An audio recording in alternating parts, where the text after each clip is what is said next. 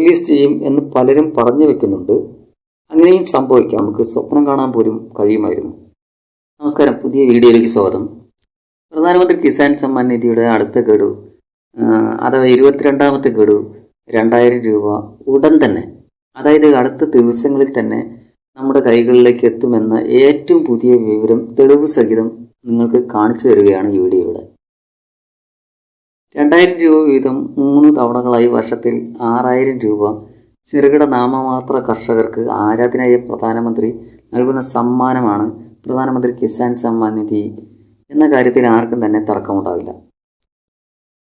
ഇതിനു മുമ്പിലെ 21ാം ഗഡു ഇന്ത്യയിലെ കർഷകരുടെ അക്കൗണ്ടുകളിലേക്ക് എത്തിയത് 2025 നവംബർ 19 സാധാരണ 4 മാസത്തിലൊരിക്കലാണ് പേയ്മെൻറ്റ് റിലീസ് ചെയ്യുന്നതെങ്കിലും ചില ഘട്ടങ്ങളിൽ ജനങ്ങളുടെ സൗകര്യാർത്ഥം അത് നേരത്തെ വിതരണം ചെയ്ത സാഹചര്യങ്ങൾ ഉണ്ടായിട്ടുണ്ട്.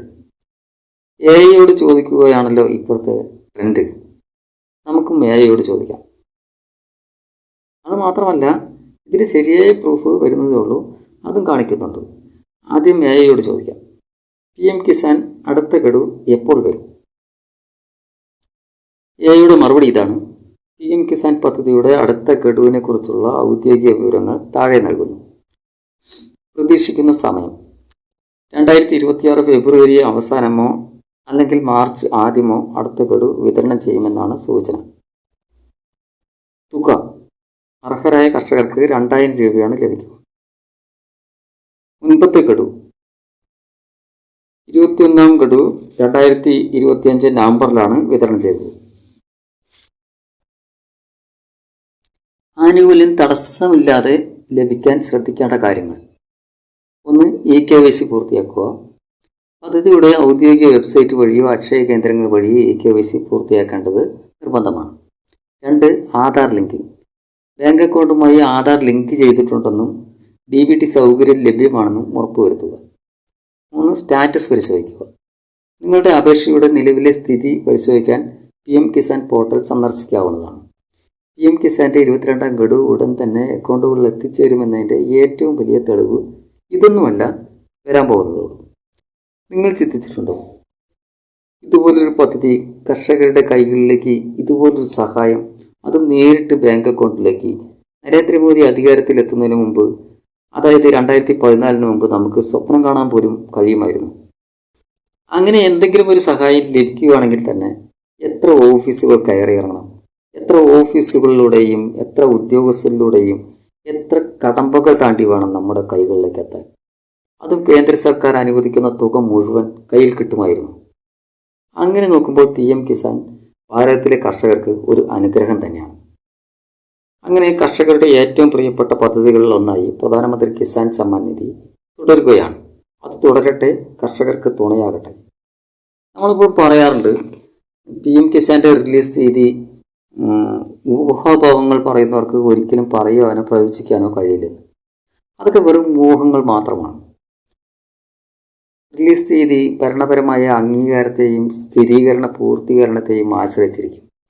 എന്നിരുന്നാലും പൊതുപ്രഖ്യാപനത്തിന് ആഴ്ചകൾക്ക് മുമ്പ് തന്നെ ആന്തരിക പ്രോസസ്സിംഗ് ആരംഭിക്കാറുണ്ട്. കേന്ദ്ര സംസ്ഥാന തലത്തിലെ ഡാറ്റ പരിശോധനകൾ പൂർണ്ണമായും പൂർത്തിയായതിന് ശേഷം, അനുമതി ലഭിച്ച ശേഷം മാത്രമേ അടുത്ത ഗഡുവിൻ്റെ വിതരണം നടക്കുകയുള്ളൂ. DBT അഥവാ ഡയറക്റ്റ് ബെനിഫിറ്റ് ട്രാൻസ്ഫർ സിസ്റ്റം വഴിയാണ് 2000 രൂപയുടെ ഗഡു രജിസ്റ്റർ ചെയ്ത ബാങ്ക് അക്കൗണ്ടിലേക്ക് നേരിട്ട് ക്രെഡിറ്റ് ചെയ്യപ്പെടുക. പ്രധാനമന്ത്രിയാണ് അതിൻ്റെ സ്വിച്ച് ഓൺ കർമ്മം നിർവഹിക്കുക. ഇനി നേരത്തെ പറഞ്ഞ ആ തെളിവ് നിങ്ങളെ കാണിക്കാം. അതിനായി PM കിസാന്റെ ഔദ്യോഗിക വെബ്സൈറ്റിലേക്ക് ഒന്ന് പോകാം. മുകൾ ഭാഗത്ത് 2 ബോക്സുകൾ കണ്ടോ? ഈ 2 ഓപ്ഷനുകളിൽ മുകളിലത്തേത് ന്യൂ ഫാർമർ രജിസ്ട്രേഷൻ, അത് പുതിയ അപേക്ഷകർക്കുള്ളതാണ്. രണ്ടാമത്തെ ഓപ്ഷൻ നോ യുവർ സ്റ്റാറ്റസ്, ഇവിടെയാണ് നമ്മുടെ സ്റ്റാറ്റസ് ചെക്ക് ചെയ്യുന്നത്. അവിടെ ക്ലിക്ക് ചെയ്യാം. അടുത്ത പേജിലേക്ക് എത്തിയിട്ടുണ്ട്. ഇവിടെ നിന്നും നമ്മുടെ സ്റ്റാറ്റസ് ചെക്ക് ചെയ്യാൻ കഴിയും. എൻ്റർ രജിസ്ട്രേഷൻ നമ്പർ എന്ന കോളത്തിൽ നമ്മുടെ രജിസ്ട്രേഷൻ നമ്പർ ടൈപ്പ് ചെയ്ത് കൊടുക്കണം. രജിസ്ട്രേഷൻ നമ്പർ അറിയാത്തവർക്ക് വേണ്ടി അത് എങ്ങനെ കണ്ടുപിടിക്കാമെന്ന് മുൻ വീഡിയോയിൽ പറഞ്ഞിട്ടുണ്ട്. ആ വീഡിയോൻ്റെ ലിങ്ക് ഡിസ്ക്രിപ്ഷനിലും ഐ ബട്ടണിലും കൊടുക്കാം. രജിസ്ട്രേഷൻ നമ്പർ ടൈപ്പ് ചെയ്ത് കൊടുത്തതിന് ശേഷം താഴെ കാണുന്ന ക്യാപ്ച എതിർവശത്തായി കാണുന്ന ക്യാപ്ച കോഡ് എന്ന കോളത്തിൽ ടൈപ്പ് ചെയ്യാം. അതിനുശേഷം ഗെറ്റ് OTP എന്ന ബട്ടണിൽ ക്ലിക്ക് ചെയ്യാം. അപ്പോൾ മൊബൈൽ നമ്പറിലേക്ക് ഒരു OTP വരും.